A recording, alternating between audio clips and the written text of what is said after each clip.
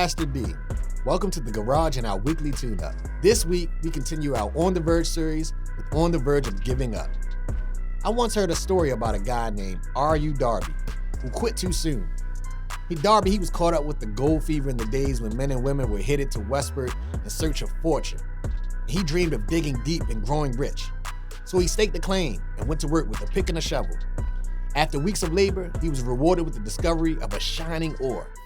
He needed machinery to bring the ore to the surface. And quietly, he covered up the mine, retraced his steps to his home in Williamsburg, Maryland, and told his relatives and a few neighbors of the strike of a lifetime. And he even impressed them with the gold nugget. They got together money for the needed machinery and had it shipped. With the necessary equipment, Darby went back to work on the mine. And the first car of ore was mined and shipped to a smelter. The returns proved they had one of the richest mines in Colorado. A few more cars of that ore would clear the debts, and then he would come to the big killing profits.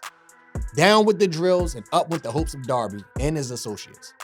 Then, unexpectedly, something happened. The vein of gold of ore disappeared. They had come to the end of the rainbow, and the pot of gold was no longer there. They drilled on, desperately trying to pick up the vein again, all to no avail. Finally, they decided to quit. Darby was discouraged and deep in debt. He sold the machinery to a junkman for a few $100s and took the train back home. The junkman decided to call in a mining engineer to look at the mine and do a little calculating. The engineer advised that the previous project had failed because the owners were not familiar with the fault lines. His calculations showed that the gold vein would be found just 3 feet from where Darby had stopped drilling. Amazingly, that is exactly where it was found. The junkman took millions of dollars in ore from the mine because he knew enough to seek an expert and have counsel before giving up. Meanwhile, Darby was known in the parts from then on as the man who quit too soon. 2 weeks ago, we studied the story of a moment when the Israelites were on the verge of entering the Promised Land, but had to step into a raging Jordan River to enter the land. But that wasn't the first time the Israelites were on the verge of entering the Promised Land.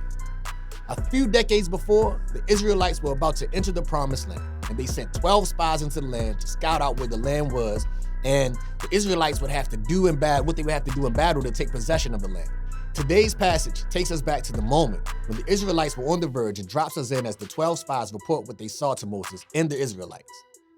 All 12 spies realized that they were on the verge of something special. The land God had promised the Israelites was good. It flowed with milk and honey and fruit and all the things that made an area prime real estate in that day.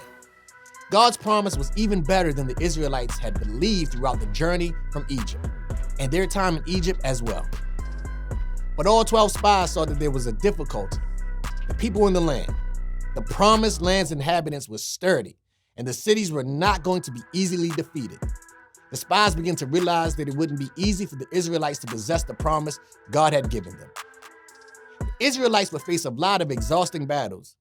They were going to take hold of the Promised Land. All 12 realized that the land was all God had said it was and more. But only 2 spies, Caleb and Joshua, had faith that God would lead his people over the verge and that he would help them possess the Promised Land. They said, "The land we passed through and explored is exceedingly good. If the Lord is pleased with us, he will lead us into that land, a land flowing with milk and honey, and he will give it to us." The other 10 spies came back with a recommendation for the Israelites to give up.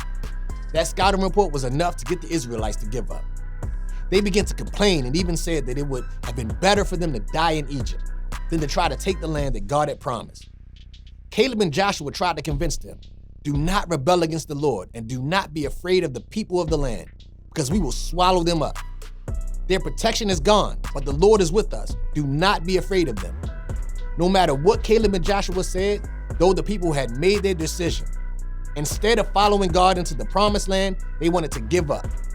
The task of possessing the land was too hard, and it wasn't worth it. They weren't willing to cut the cord. So when the Israelites came to the verge, they gave up. The Israelites chose to give up, and as a result, they suffered enormous consequences. God forgave the Israelites for their lack of trust, but he also determined that not a single one of the Israelites who had given up on the verge of the Promised Land would even enter it. We are often tempted to do the same thing. Maybe we've never had much hope, or perhaps we've held on to God's promise for a while. Regardless of what our journey is, when we let go of hope, we're far more likely to give up when we come to the verge.